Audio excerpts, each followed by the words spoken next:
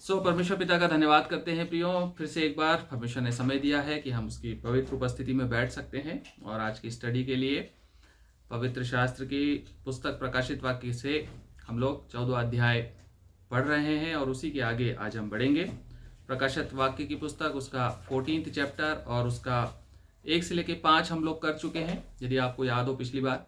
आज हम उसके 6वीं वर्ष में हम आगे बढ़ेंगे और 6 से लेकर के 13वीं वर्ष तक हम लोग आज पहले हिस्से में पढ़ेंगे और समझने की कोशिश करेंगे पवित्र आत्मा की सहायता से कि परमेश्वर हमें क्या सिखाता है और क्या हमारे लिए लागू होने की बातें हैं, उसको हम अच्छे से ग्रहण कर सकें।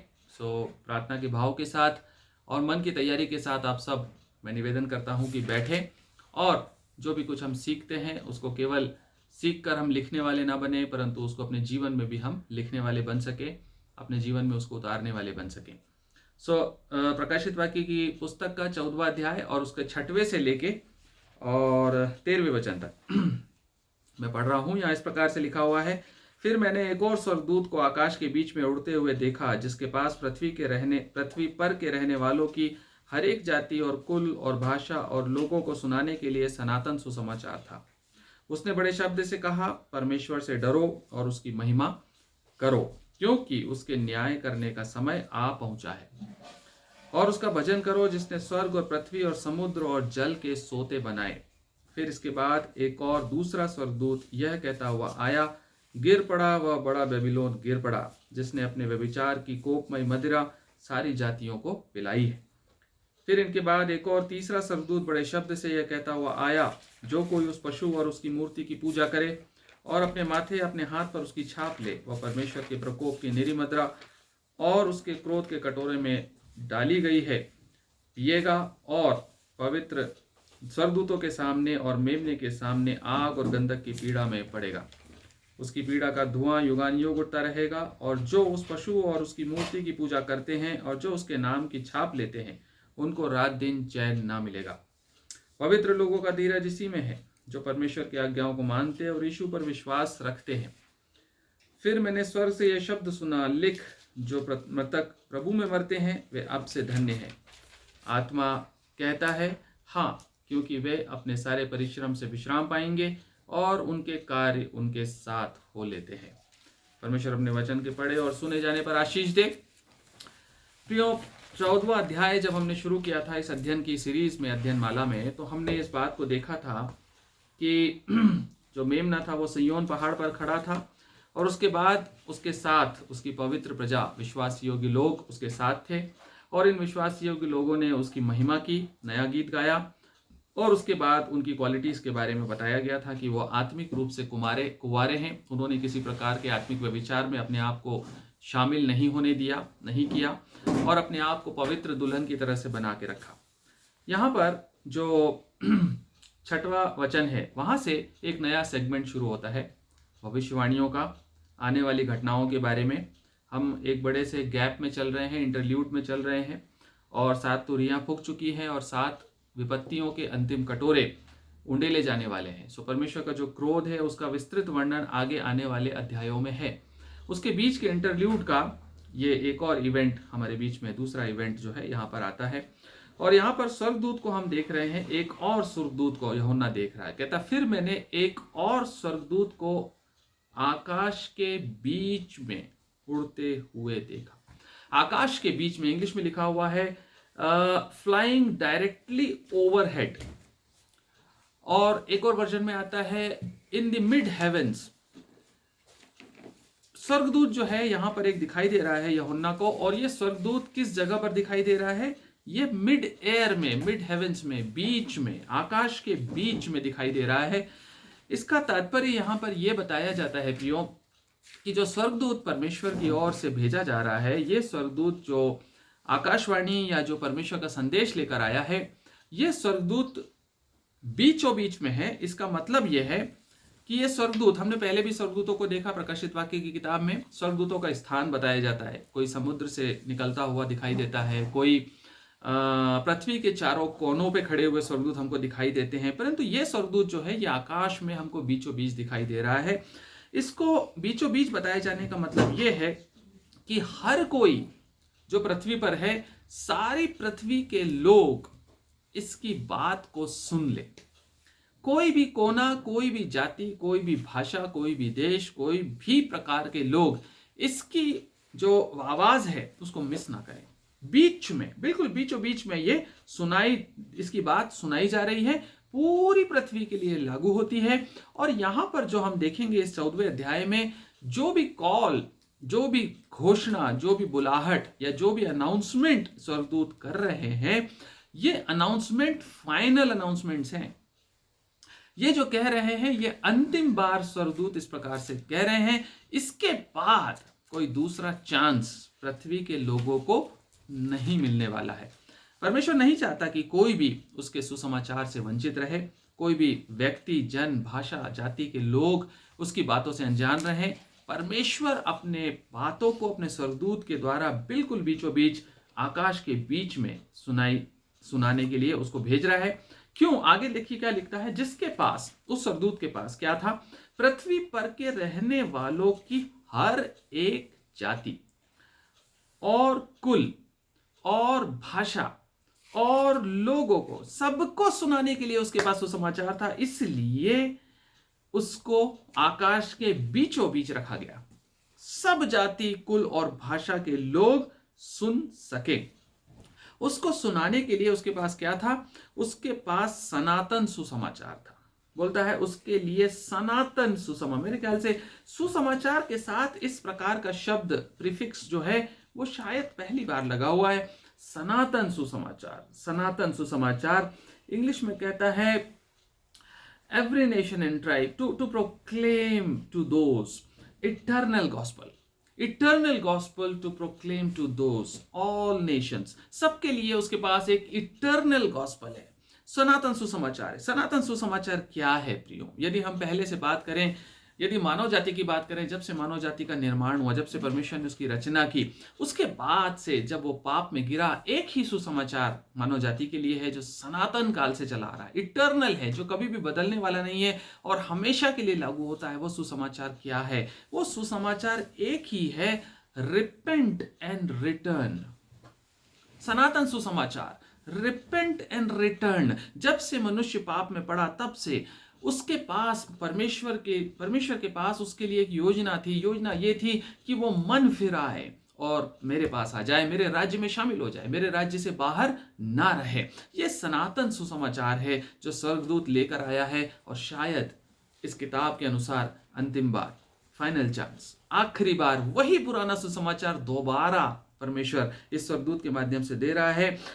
इसलिए रिपेंट करना और रिटर्न करना, क्योंकि अब ये अंतिम बार है और इसके बाद बिल्कुल द्वार पर परमेश्वर का राज्य खड़ा है, बिल्कुल पास में। The kingdom of God is eight hand, it is very close, very near. ये सनातन सुसमाचार फिर से एक बार परमेश्वर भेज रहा है। ये गॉस्पल है, ये गुड न्यूज है, जिसको इटर्नल गॉस्पल यहाँ पर बोला गया है। और ये इटर्नल गॉस्पल परमेश्वर यहाँ पर अपने लोगों को दे रहा है। और आपको पता है प्रियो, परमेश्वर का वचन हमें कहता है मत्ती 24वां अध्याय और उसके 14वें वचन में, आपको याद है जब चेलों ने 24वें अध्याय में यीशु मसीह से पूछा कि तेरे आने के लक्षण, तेरे चिन्ह क्या होंगे और ये समय कब होगा, ये सब बातें कब होंगी, तो उसने एक बात कही थी 24-14, मत्ती 24 और 14वें वचन में उसने कहा था, राज्य का यह सुसमाचार, किसके राज्य का? परमेश्वर के राज्य का यह सुसमाचार सारे जगत में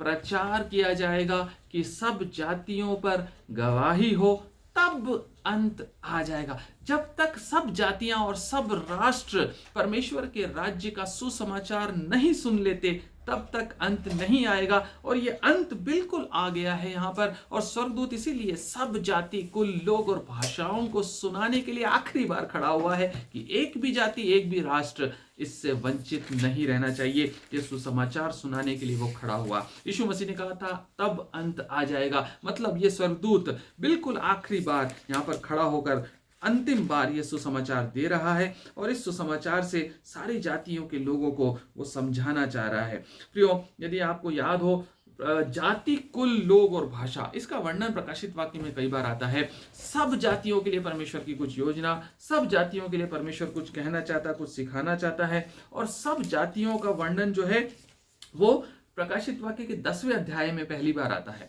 10वें अध्याय के 11वें वचन में सब जाति, कुल, लोग और भाषा, इनका वर्णन 10वें अध्याय के 11वें वचन में आता है। तब मुझसे यह कहा गया, तुझे बहुत से लोगों और जातियों और भाषाओं और राजाओं के विषय में फिर भविष्यवाणी करनी होगी। ये यूहन्ना को कहा गया था 10-11 में। उसके बाद आपको याद है 11वें वचन के 11वें अध्याय के 9वें वचन में फिर एक बार जाति, कुल, लोग और भाषाओं का वर्णन आया था। सब लोगों और कुलों और भाषाओं और जातियों के लोग, सब भाषाओं, सब देशों, लोगों, जातियों, कुलों के लोग क्या देखेंगे वहां क्या आया था, याद है आपको?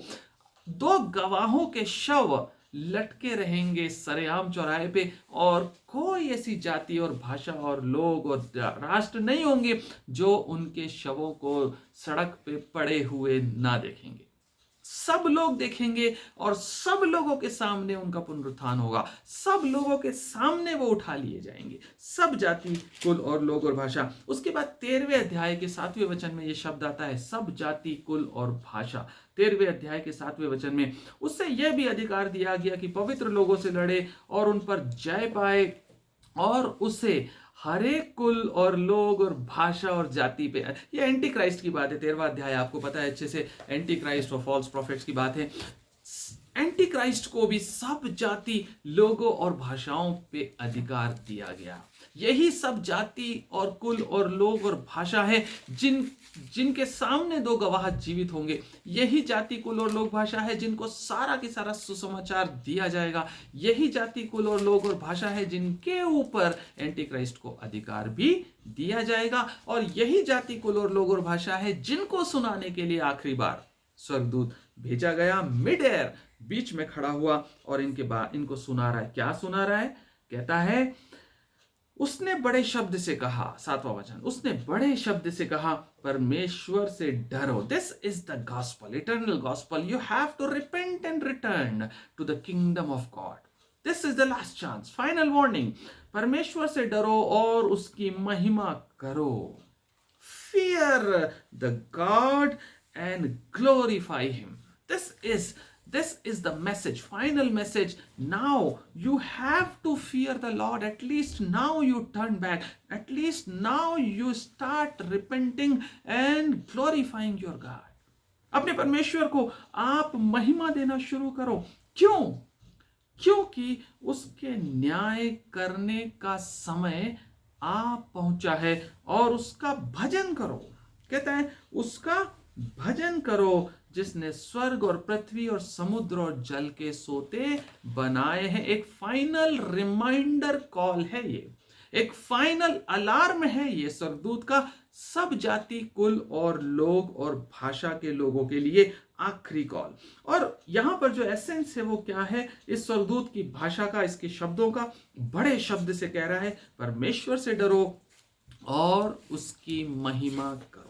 परमेश्वर से डरो और उसकी महिमा करो। The emphasis here is on the judicial side of gospel. यहां पर न्याय की तरफ भारी हो रहा है गॉस्पल। गॉस्पल जो है प्रियो, वो मीठा भी है और कड़वा भी है। आपको पता है, हमने पहले पढ़ा, ये एक ऐसी पुस्तक है जो मीठी भी लगती है लेकिन कड़वी भी लगती है। मुंह में तो मीठी लगती है पर पेट में जाने में कड़वी लगती है। सुनने में तो अच्छा लगता है लेकिन अप्लाई करने में बड़ी दिक्कत होती है कई बार हम लोगों को, क्योंकि हम मन फिराना नहीं चाहते। ये पुस्तक का कड़वा साइड हमको प्रकाशन की किताब के इस हिस्से में ये स्वर्गदूत के माध्यम से सुनने को मिल रहा है। कड़वी बात, मन फिरा लो, नहीं तो बहुत बुरा अंजाम होने जा रहा है। परमेश्वर के न्याय का समय बिल्कुल आ चुका है, इसलिए मन फिरा लो। Now it's a warning, it's not a kind of good news that Jesus has died for you. यीशु मसीह तुम्हारे लिए मरा, ये सुंदर शुभ समाचार सुनाने के लिए स्वर्गदूत नहीं आ रहा। स्वर्गदूत ये बताने आ रहा है कि बदलना है तो आखिरी चांस है। जैसे किसी बस में हम जाते हैं और बस छूटने वाली होती है तो कंडक्टर आखिरी बार बोलता है, कोई बचा तो नहीं है, आ जाओ नहीं तो गाड़ी चली जाएगी। वैसे ही ये स्वर्गदूत आवाज लगा रहा है, आखिरी चांस, यदि कोई आना चाहता है।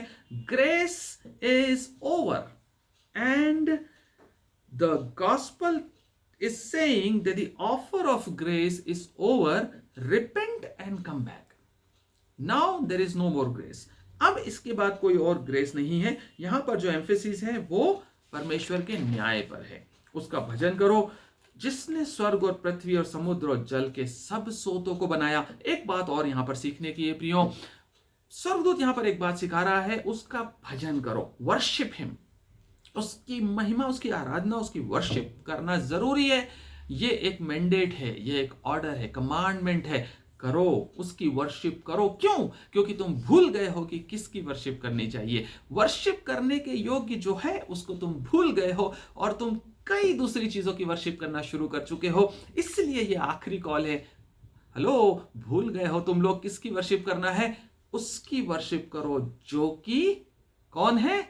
जो कि सृजनहार है, जिसने स्वर्ग और पृथ्वी और जल के सोते और समुद्र बनाए।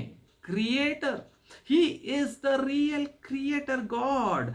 तुम भूल चुके हो। रोमियो की पत्री में एक बहुत अच्छा वर्णन आता है, पहले भी हमने शायद पढ़ा है, पहले अध्याय में ही बताता है। रोमियो का लिखने वाला पौलुस बताता है 20वें वचन से आगे, पहले अध्याय के 20वें वचन से आगे एक बात बताता है कि कैसे पापी, दुष्ट, अधर्मी लोग परमेश्वर के क्रिएटर होने को भूल जाते हैं। परमेश्वर जो सृजनहार है, जो सृष्टिकर्ता परमेश्वर है, उसकी सृष्टिकर्ता की सामर्थ्य को, उसके सृष्टिकर्ता होने को कैसे लोग भूल जाते हैं और सृष्टि की कैसे आराधना करना शुरू कर देते हैं। सृष्टिकर्ता को भूलकर सृष्टि की आराधना करना, ये ट्रेंड बन चुका है अंत के दिनों में सृष्टि के लोगों का, पृथ्वी के रहने वालों का। वो क्रिएटर को भूलकर क्रिएशन की आराधना कर रहे हैं।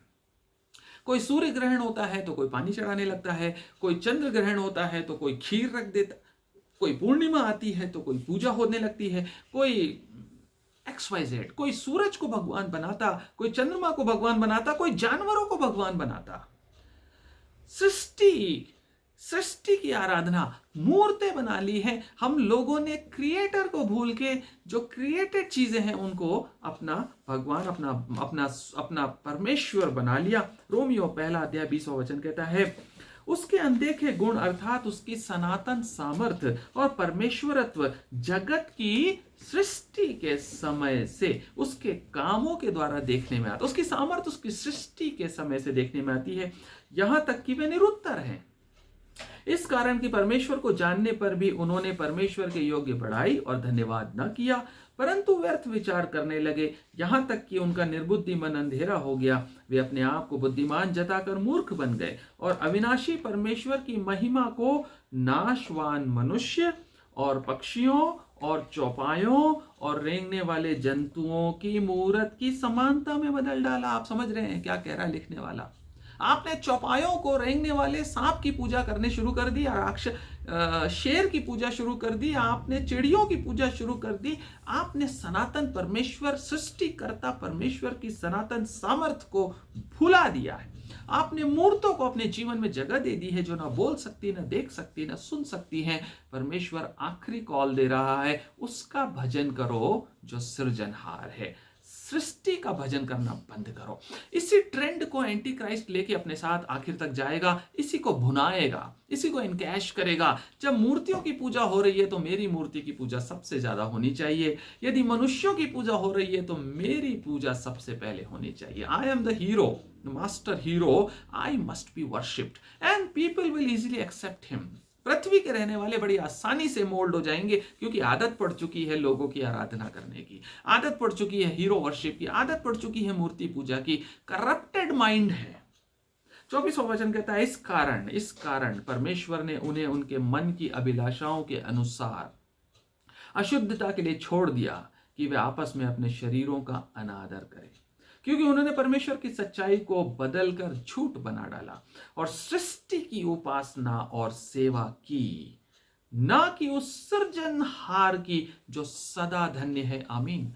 जो सदा धन्य है वो सृजनहार को भूलकर सृष्टि की आराधना करने में लग गए। प्रियो, प्रेरितों के काम उसके 14वें अध्याय के 15वें वचन में पौलुस दोबारा चिताता है। प्रेरितों के काम 14वां अध्याय उसका 15वां वचन फिर से चिताता है उस परमेश्वर की ओर फिरो जो सृजनहार है, उसका क्रिएटरशिप को तो देखो। हे लोगो तुम क्या करते हो। 14-15 एक्ट्स। हम भी तो तुम्हारे समान दुख सुख भोगी मनुष्य हैं और तुम्हें सुसमाचार सुनाते हैं कि तुम्हें इन व्यर्थ वस्तुओं से अलग होकर जीवते परमेश्वर की ओर फिरो, जिसने स्वर्ग और पृथ्वी और समुद्र और जो कुछ उनमें है बनाया। He is the creator God। तुम उनको भूल चुके हो, उस परमेश्वर को। और कहता है प्रकाशन की 14वें अध्याय में हम जहां पढ़ रहे हैं वहां कहता है उसका भजन करो जिसने स्वर्ग और पृथ्वी और समुद्र और जल के सोते बनाए। और उसके पहले जो हमने पढ़ा था वो कहता है उसके न्याय करने का समय आ गया है। अभी तक तुम भूल कर अपने तरीकों से वर्शिपर्स बन गए, अपने अपने तरीकों से तुमने साधन ढूंढ लिए, माध्यम ढूंढ लिए, परमेश्वर को इनकार किया, उसको तुमने तिरस्कार किया, उस परमेश्वर को भूल गए जो जीवता और क्रिएटर गॉड है।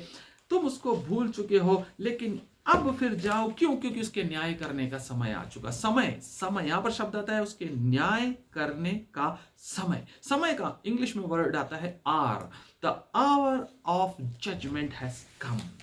The hour of judgement has come. आपको पता है कुछ जगहों पे परमेश्वर का वचन कहता है दिन, कुछ जगहों पे वर्ष, कुछ जगहों पे समय।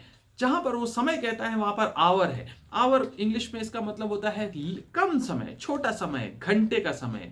आवर 1 घंटा, 1 घंटे का न्याय पूरी पृथ्वी को तहस नहस कर देगा, ऐसे समझ लीजिए। 1 घंटा परमेश्वर न्याय करता है और दिनों दिन परमेश्वर, सालों साल परमेश्वर अनुग्रह करता है। यदि आपको याद हो 2 कुरिन्थियों उसका 6वां अध्याय, 2 कुरिन्थियों 6वां अध्याय और 2 वचन क्या कहता है? क्योंकि वह तो कहता है अपनी प्रसन्नता के समय में मैंने क्या किया? तेरी सुन ली। अपनी प्रसन्नता के समय में मैंने तेरी सुन ली और उद्धार के दिन में मैंने तेरी सहायता की। The day of salvation and hour of judgement. Can you compare this with our nature? This is the God's nature. ये परमेश्वर का स्वभाव है प्रियो। परमेश्वर का स्वभाव क्या है? अनुग्रह लंबा है, बड़ा है, पेशेंस है, बहुत लंबा वेट करता है, बहुत अनुग्रह करता है। अनुग्रहकारी परमेश्वर हमेशा अनुग्रहकारी बना रहना चाहता है, लेकिन न्याय करने के लिए वो सिर्फ 1 घंटे को चुनता है। 1 घंटा, 1 आवर। लेकिन हम लोग उसको मजबूर करते हैं कि उस आवर में भी वो जाए। यदि हम मजबूर ना करें तो शायद परमेश्वर उस आवर को भी टाल दे, लेकिन उस घंटे के लिए भी हम उसको पका देते हैं, हम उसको रोश दिलाते हैं। ये पृथ्वी उसको रोश दिला रही है और आखिर वो अपने आवर ऑफ जजमेंट में आ रहा है। मनुष्य का नेचर क्या है? एडमिक नेचर क्या है? मनुष्य का नेचर उल्टा है और परमेश्वर चाहता है कि उसका स्वभाव मनुष्य में आए, मनुष्य मसीह के स्वभाव में ढले। परमेश्वर का स्वभाव है more of grace and less of judgement, और इंसान का स्वभाव उल्टा है, more of judgement and less of forgiveness. हम किसी पे ग्रेस नहीं कर सकते, हम किसी को फॉरगिव कर सकते हैं, लेकिन हम उसको नहीं करना चाहते। हम उंगली उठाने में मशहूर हैं, किसी के प्रति जजमेंट करने में फेमस हैं। सबसे पहला पाप जब हुआ तो परमेश्वर ने आदम से पूछा, आदम तू कहां है? आदम ने सबसे पहले ब्लेम गेम शुरू किया था, याद है आपको? उसने हवा की तरफ उंगली उठाकर कहा, इसने किया है प्रभु, मुझे मत ढूंढ, इसने किया है परमेश्वर। जजमेंटल होना हमारा स्वभाव है, just contrast to the nature of God. परमेश्वर ग्रेसफुल है, हम फॉरगिवफुल नहीं होते, हम जजमेंटल होते हैं प्रियो। कहने का मतलब यह है कि परमेश्वर के न्याय करने का समय वहां जाकर आता है। अभी तक ग्रेस हमारे लिए सब कुछ ग्रेसफुल रहा, परमेश्वर ग्रेसफुल रहा, लेकिन हम उसको फिर भी तिरस्कार, हम मतलब पृथ्वी के लोग उसका तिरस्कार करते जा रहे हैं। और प्रियो यहाँ पर हम देखते हैं कि यह सुसमाचार जो सुनाने वाला है वो कौन है? स्वर्गदूत है। स्वर्गदूतों के द्वारा परमेश्वर सुसमाचार सुनाया करता था यीशु मसीह के आने तक। यीशु मसीह के आने के बाद स्वर्गदूतों का उपयोग परमेश्वर सुसमाचार सुनाने के लिए नहीं करता था, लेकिन यहां हम देख रहे हैं कि परमेश्वर सुसमाचार के लिए भी एक स्वर्गदूत को भेज रहा है। प्रकाशित वाक्य में आपने देखा लोगों ने मन नहीं फिराया। आपने देखा 11वें अध्याय में हमने पढ़ा था 11-13 में कि जब 2 गवाहों को मार दिया गया, उनके शव 3 दिन तक पड़े रहे, उसके बाद उनको क्या हुआ? परमेश्वर ने परमेश्वर की आत्मा ने उनको जीवित किया और फिर उनको अपने पास उठा लिया। इनको देखने के बाद वहां पर एक बात आती है 13वें वचन में, 11-13 में एक वचन आता है, लोग फिर उसी घड़ी एक बड़ा भूकंप हुआ और नगर का 10वां भाग गिर पड़ा और उस भूकंप से 7,000 मनुष्य मर गए और शेष डर गए और स्वर्ग के परमेश्वर की महिमा की। यहां पर हमें ऐसा लगता है कि लोग बदल गए। हमको ऐसा लगता है कि लोगों ने देखा कि जब ये 2 गवाह पुनर्जीवित हो गए और उठा लिए गए स्वर्ग में, तो वो डर गए और डर कर उन्होंने अपने मन को परिवर्तित कर लिया, उनका हृदय परिवर्तन हो गया और वो परमेश्वर के पास आ गए और रिपेंट करने लगे। लेकिन ऐसा नहीं है, उन्होंने मन नहीं फिराया, वो डर गए और कहा कितना अच्छा परमेश्वर है, ऐसा भी कर सकता है, बस दैट्स इट। और उसके बाद शायद 1 घंटा 2 घंटा 1 दिन 2 दिन के बाद वापस लौट कर पृथ्वी के लोग उसी जीवन शैली में ढल गए जिसमें वो रहा करते थे। प्रियो, यहां पर हृदय परिवर्तन नहीं हुआ था। हृदय परिवर्तन नहीं हुआ, इसीलिए यीशु समाचार दोबारा दिया जा रहा है कि डरो, उसकी महिमा करो, उसका भजन करो, क्योंकि वो सृजनहार परमेश्वर है। नबूकदनेस्सर बादशाह के बारे में आप जानते हैं।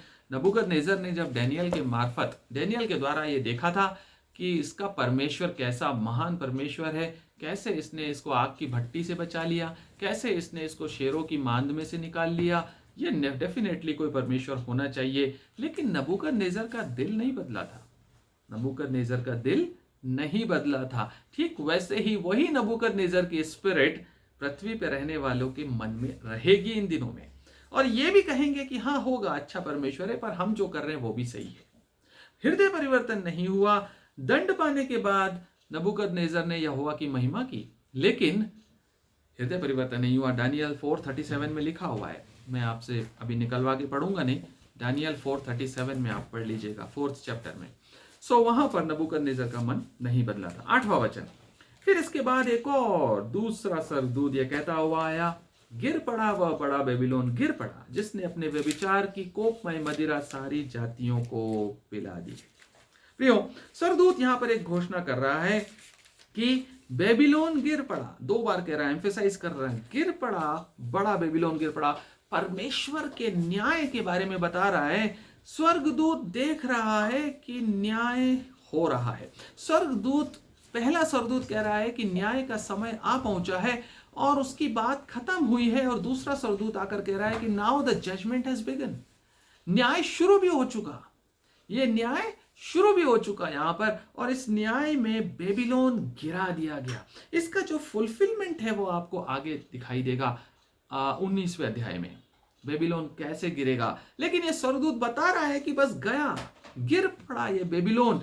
और क्यों गिर पड़ा? क्योंकि इसने व्यभिचार की मदिरा सब जातियों को पिलाई है, कोपमय मदिरा सारी जातियों। आपको पता है व्यभिचार के बारे में हम पढ़ चुके, आत्मिक व्यभिचार, बेबीलोनियन लोग, मूर्ति पूजक लोग, क्रिश्चियनिटी भी शामिल है, जो फॉल्स क्रिश्चियनिटी वो भी बेबीलोन में शामिल है, और एंटी क्राइस्ट की पूरी सल्तनत है ये बेबीलोन, और ये बेबीलोन जो काउंटरफिट क्रिश्चियनिटी भी इसमें शामिल है, ये सब की सब गिरा दिए जाने वाले हैं, नष्ट कर दिए जाने वाले हैं। यशायाह 21वें अध्याय के 9वें वचन में भी यही बात की घोषणा होती है, यही भविष्यवाणी होती है, देखो कैसा गिर गया, कैसा गिर गया। 21:9 में कहता है, और क्या देखता हूं कि सवारों का दल, अर्थात 2-2 करके सवार चले आ रहे हैं, और वह बोल उठा, गिर पड़ा बड़ा बेबीलोन, गिर पड़ा बेबीलोन, गिर पड़ा, और उसके देवताओं की सब खुदी हुई मूर्तें भूमि पर चकनाचूर कर डाली गई। मूर्ति पूजक जाति और उसका साम्राज्य, मूर्ति पूजक लोगों का साम्राज्य है बेबीलोन, जो कि गिर पड़ा। और यूहन्ना के समय में जो बेबीलोन था वो वास्तव में वो बेबीलोन नहीं था जो बेबीलोन नाम से आता है। यूहन्ना के समय में बेबीलोन की तरह का जो सल्तनत थी, साम्राज्य था, वो था रोमन साम्राज्य। रोम जो है वो बेबीलोन के समान बना हुआ था। आपको पता है बेबीलोन ने यरूशलेम में आकर के और पवित्र मंदिर को नष्ट किया था। बेबीलोन ने, नबूकदनेस्सर ने आकर के 583 BC या 598 BC में, 598 BC में नबूकदनेस्सर उसकी सेना ने पूरे यरूशलेम को कुचल डाला था, खंडहर बना डाला था, पवित्र मंदिर को तोड़ डाला था, वो बेबीलोन था। और 70 AD में रोमन साम्राज्य ने, रोमन आर्मी ने यही काम किया था। सो रोमन साम्राज्य यहाँ पर बेबीलोन के समान है, मूर्तों का गढ़ है।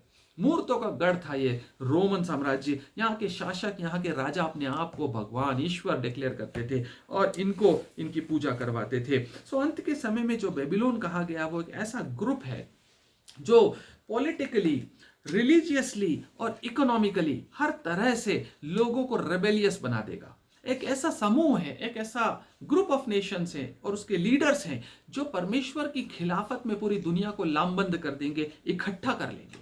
पूरी दुनिया के लोगों को इकोनॉमिकल एंड पे खड़ा कर देंगे मजबूती से। Religiously false teaching, false doctrine दे दे के उनके ब्रेन वॉश कर देंगे और पॉलिटिकली इतने स्ट्रांग बनाएंगे अपने आप को कि वो सबका मन फिरा देंगे, सबके मन को बहका देंगे। ये बेबीलोनियन सल्तनत आखिरी के दिनों में खड़े होने वाली है प्रियो। और इसमें वो क्रिश्चियनिटी भी शामिल है जो प्रिटेंड करती है कि वो मसीह की फॉलोवर लेकिन करती नहीं है। वो क्रिश्चियनिटी भी इस बेबीलोन में शामिल है जो ये कहती है कि हम मसीह के फॉलोवर लेकिन उसकी फॉलोवर होती नहीं है प्रियो। इसका वर्णन मैंने आपको बताया, इसका गिरा दिया जाने का वर्णन 18-19 अध्याय में हम आगे आके पढ़ेंगे। Okay, 9th verse. फिर इनके बाद एक और तीसरा स्वर्गदूत, एक और स्वर्गदूत बड़े शब्द से यह कहता हुआ आया, जो कोई उस पशु और उसकी मूर्ति की पूजा करे और अपने माथे या अपने हाथ पर उसकी छाप ले, 10वां वचन, वह परमेश्वर के प्रकोप की निरी मदिरा जो उसके क्रोध के कटोरे में डाली गई है पिएगा और पवित्र स्वर्गदूतों के सामने और मेमने के सामने आग और गंधक की पीड़ा में पड़ेगा। उनकी पीड़ा का धुआं युगानुयुग उठता रहेगा और जो उस पशु और उसकी मूर्ति की पूजा करते हैं और जो उसके नाम की छाप लेते हैं उनको रात दिन चैन नहीं मिलेगा। तीसरा स्वर्गदूत यहाँ पर साफ साफ बताता है, जिन्होंने परमेश्वर का इंकार किया, जिन्होंने पशु की छाप और उसकी वर्शिप की, उसकी मूर्ति की पूजा की, उनको परमेश्वर एक खतरनाक प्रकोप की मदिरा बता रहा है यहाँ पर। और एक शब्द के खास तौर से अगर आप ध्यान दें 10वें वचन में कहता है प्रकोप की निरी मदिरा। निरी मदिरा, निरी मदिरा का मतलब जानते हैं आप क्या होता है? निरी मदिरा का मतलब होता है फुल स्ट्रेंथ वाइन, नीट जिसको कहते हैं, ऐसी शराब जिसमें कुछ भी डाइल्यूशन ना किया गया हो, ऐसी मदिरा जो फुल स्ट्रेंथ हो। Full strength wine, first century में जो वाइन पी जाती थी और अभी भी जो लोग शराब पीते हैं वो शराब को थोड़ा डाइल्यूट करते हैं पानी से ताकि एकदम से उसका असर ना हो। कई बार वो घातक हो जाती है, लीथल होती है शराब, कई बार डेड ड्रंक कर सकती है। कई बार ये शराब का नशा इतना खतरनाक होता है कि आपके नर्वस सिस्टम को कोलैप्स कर सकता है, कई बार आपके ब्रेन को डेड कर सकता है। ये शराब इसीलिए डाइल्यूट करके पी जाती है। लेकिन पहली सेंचुरी में भी ऐसे ही होता था, लेकिन यहां पर परमेश्वर का वचन कह रहा है, उसकी सिवियरिटी को देखिए आप। परमेश्वर के प्रकोप का जो डिग्री ऑफ एंगर है, जो उसके प्रकोप की डिग्री है, जो उसके क्रोध का लेवल है, उसको बताने के लिए बोला गया है कि उसके प्रकोप की निरी मदिरा, that means full strength anger of God. Full strength anger का मतलब है without any dilution. Without any dilution का मतलब है judgement without mercy, merciless judgement. Full strength wine of God. परमेश्वर का ये जो प्रकोप है उसमें किसी प्रकार की दया नहीं होगी, ये एम्फसाइज किया जा रहा है। हम दयावान परमेश्वर की दया को ही देखते आए हैं। हमने सालों और वर्षों और दिनों दिन परमेश्वर के अनुग्रह और उसकी दया का बहुत फायदा उठाया है, लेकिन उसका क्रोध भी उतना ही खतरनाक होगा, उतना ही एक्सट्रीम होगा जितनी एक्सट्रीम उसका अनुग्रह है, उसकी दया है। उतना ही एक्सट्रीमिटी में उसका क्रोध, उसका न्याय आने वाला है प्रियो। क्योंकि याकूब की पत्री उसका 2 अध्याय 13वां वचन बताता है। याकूब की पत्री 2 अध्याय 13वां वचन बताता है, क्योंकि जिसने दया नहीं की उसका न्याय बिना दया के होगा। जिसने दया नहीं की उसका न्याय भी बिना दया के होगा। दया न्याय पर जयवंत होती है, लेकिन जिसने दया नहीं की उसका न्याय भी बिना दया के। इन लोगों ने जो पशु के फॉलोअर्स थे, जिन्होंने उसकी छाप ली, जिन्होंने उसकी वर्शिप की, उन्होंने परमेश्वर के विश्वास योग्य दासों को बिना दया के कुचला है। अपने पैरों के नीचे, बिना दया के उनकी गर्दनें काटी जाएंगी, बिना दया के उनको परसिक्यूट किया जाएगा, उनके बच्चे, उनके छोटे छोटे बच्चों को भूखा मरता हुआ छोड़ा जाएगा, उनके परिवार सड़क पे पड़े होंगे। बिना दया के ये वर्शिपर्स जो एंटी क्राइस्ट के फॉलोवर्स हैं और जो उसके एजेंट्स हैं, ये मसीह के विश्वास योग्य फॉलोवर्स को, परमेश्वर के विश्वास योग्य दासों को बिना दया के मारेंगे। इसीलिए परमेश्वर इनको बिना दया के समाप्त करने जा रहा है। Full strength anger of God. आग और गंधक की पीड़ा कहता है, उस आग और गंधक की पीड़ा, आग और गंधक की पीड़ा में वो लोग डाले जाएंगे स्वर्गदूतों के सामने और मेमने के सामने। यदि आप थोड़ा बहुत साइंस पढ़े हो तो गंधक जो होता है सल्फर, सल्फर जो होता है वो हीट को बढ़ाने का काम करता है, एक्सोथर्मिक होता है। मतलब यदि किसी आग में सल्फर डाला जाए तो उसकी हीट कई गुना बढ़ जाती है।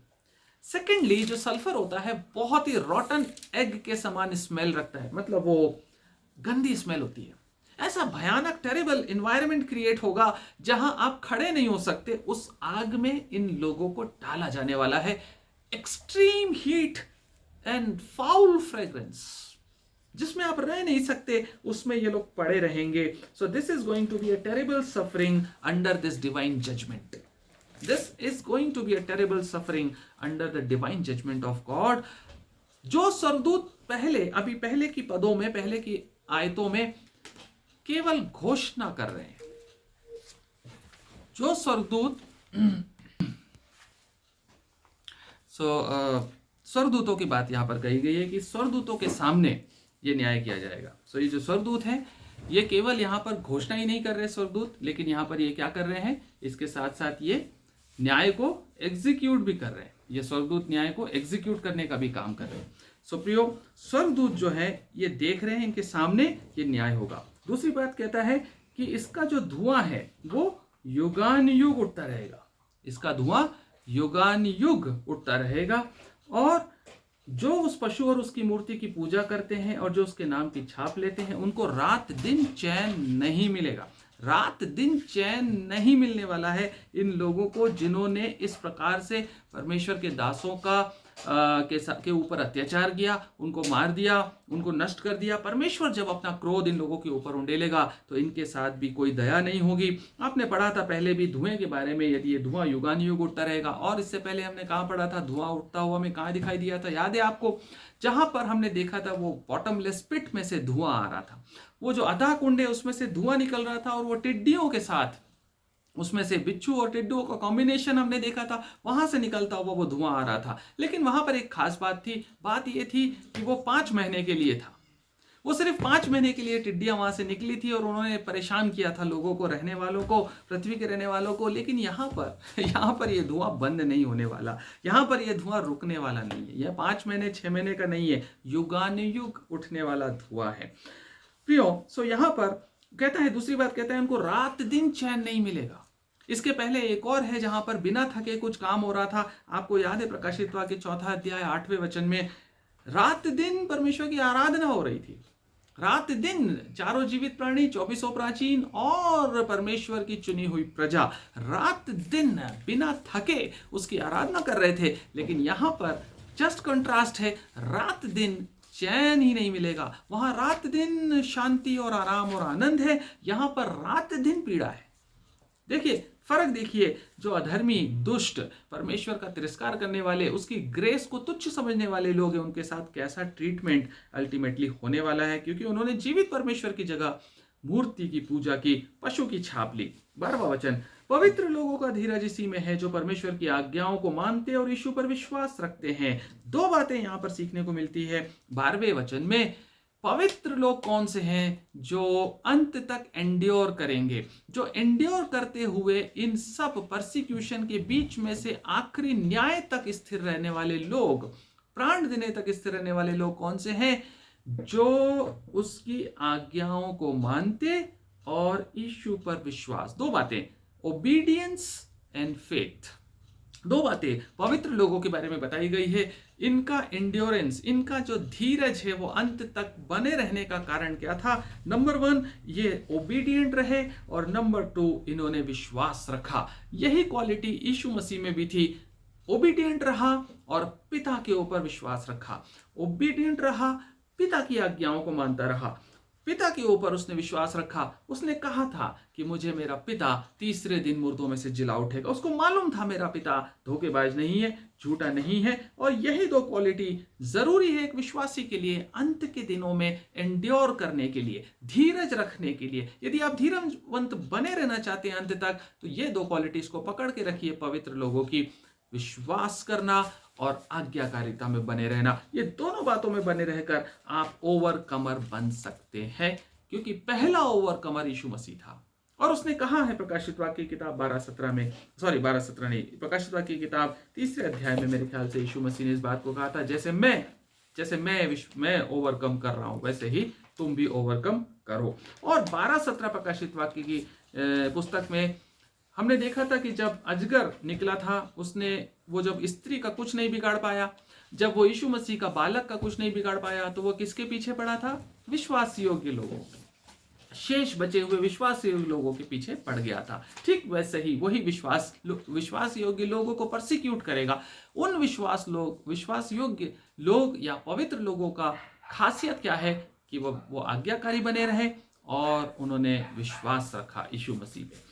ये बातें हमारे लिए लागू होती है प्रियो। अंत के दिनों में हम आज्ञाकारिता में जीवित रहें और विश्वास योग्यता में जीवित रहें। 13वां वचन पढ़ते हैं। फिर मैंने स्वर्ग से यह शब्द सुना, लिख, जो मृतक प्रभु में मरते हैं वे आपसे धन्य है। आत्मा कहता है हाँ, क्योंकि वे अपने सारे परिश्रम से विश्राम पाएंगे और उनके कार्य उनके साथ हो लेते हैं। प्रियो, बहुत अच्छी बात सीखने की। स्वर्ग से एक शब्द सुना, बोलता है फिर मैंने एक शब्द सुना। शब्द सुनने की बात भी प्रकाशित वाक्य में कई जगह पर आती है। यदि आपको याद हो 10वें अध्याय में 4थे वचन में भी था, एक शब्द सुनाया गया कि इन बातों को मत लिख, है ना। यहां पर एक शब्द आ रहा है लिख, और इससे पहले अध्याय के 11वें वचन में आया था लिख। प्रकाशित वाक्य पहले अध्याय में यूहन्ना को कमांडमेंट मिला, एक शब्द सुना कि जो बातें मैं बता रहा हूं उनको लिख ले। 10वें अध्याय में आता है, बोलता है इन बातों को जो तूने देखी है मत लिखना। और फिर यहां पर फिर एक शब्द, वही शब्द आता है जो कहता है लिख। अब से जो लोग प्रभु में मरते हैं, अब से जो लोग प्रभु में मरते हैं, जो मृतक प्रभु में मरते हैं वे अब से धन्य है। यहां पर एक कंफ्यूजन ये है, जो लोग अब से मर रहे हैं वो धन्य है, या जो लोग मर गए वो अब से धन्य है? आप क्या सोचते हैं? जो मृतक प्रभु में मरते हैं वे अब से धन्य हैं, या जो अब से मरते हैं वो धन्य है? मतलब पहले जो मरे वो धन्य नहीं है? ऐसा नहीं है। प्रभु में जो मरते हैं वो सदा काल धन्य होते हैं, जो प्रभु में सोते हैं वो हमेशा धन्य होते हैं। लेकिन यहां पर ये बात ये कही जा रही है कि अब वो धन्यता प्रकट होने वाली है। क्यों? क्योंकि अब जो लोग मर रहे हैं, अंत के बिल्कुल लास्ट आवर में जो लोग मर रहे हैं, परमेश्वर के न्याय के आने से पहले, उन लोगों को थोड़ी देर ही ग्रेव में रहना होगा, थोड़ी देर ही वेदी के नीचे प्रार्थनाएं करनी होंगी। जो लोग हजारों साल पहले से मरे उन्होंने बहुत वेट किया, पर वो भी धन्य है। जो लोग सैकड़ों सालों में परसिक्यूट हुए, मारे गए, काट दिए गए, मार दिए गए, परसिक्यूट कर दिए गए, वो भी धन्य है। अब ये सब के सब धन्यता की सीमा में जा रहे हैं और धन्यता के प्रगटीकरण में जा रहे हैं। इनकी धन्यता प्रकट होने वाली है, इसलिए ये सब के सब धन्य है। क्यों धन्य है? क्योंकि इनके काम अब उनके साथ हो लेते हैं। प्रियो, परमेश्वर का आत्मा कहता है ये बात। कौन कह रहा है? आत्मा कहता है हाँ, क्योंकि वे अपने सारे परिश्रम से विश्राम पाएंगे और उनके कार्य उनके साथ हो लेते हैं। प्रियो, जो आत्मा है उसने इस पुस्तक को लिखा। यही आत्मा है जिसने 7 कलीसियाओं को कहा, लेटर्स आपने पढ़ा पहले। यही आत्मा है जिसने सारी भविष्यवाणियां बताई। यही आत्मा है जिसने 2 गवाहों को जिंदा किया। यही आत्मा कह रहा है वे सारे परिश्रम से विश्राम पाएंगे। they are entering in the eternal rest now। अभी तक शायद विश्राम नहीं मिला, क्योंकि वो रो रहे हैं, करा रहे हैं, चिल्ला रहे हैं, प्रार्थनाएं कर रहे हैं, प्रभु तू हमारे प्राणों का बदला कब लेगा। लेकिन अब वो विश्राम पाने जा रहे हैं।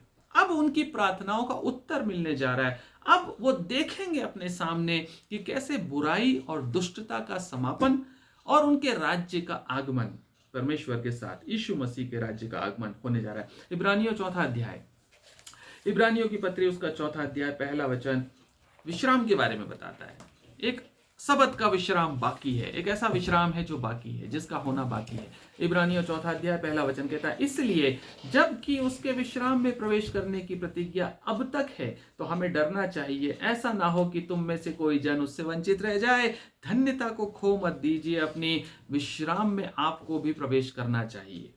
उस विश्राम की बात जो प्रकाशन में कह रहा है स्वर्गदूत की, अब वो विश्राम पाएंगे, उस विश्राम में प्रवेश करने के लिए इब्रानियों की किताब बताती है कि हमें डरना चाहिए, ऐसा ना हो कि उस विश्राम से हम वंचित हो जाएं। इसी 4 अध्याय का 6वां वचन कहता है, तो जब यह बात बाकी है कि कितने और हैं जो उस विश्राम में प्रवेश करें, और जिन्हें उसका सुसमाचार पहले सुनाया गया, उन्होंने आज्ञा न मानने के कारण उसमें प्रवेश नहीं किया।